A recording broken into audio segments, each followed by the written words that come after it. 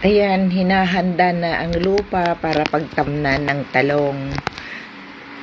Pagkatapos kong maihanda, nagtanim ako ng 25 na piraso ng puno ng talong bago ako mag-harvest ng sitaw.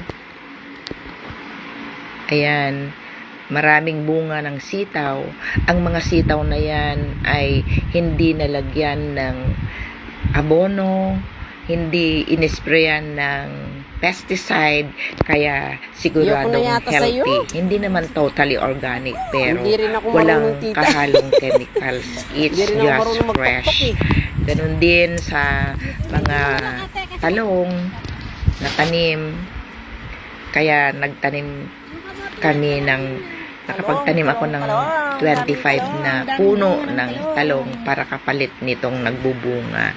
At ganun din, wala ring spray na pesticides, wala ding abono na nailagay.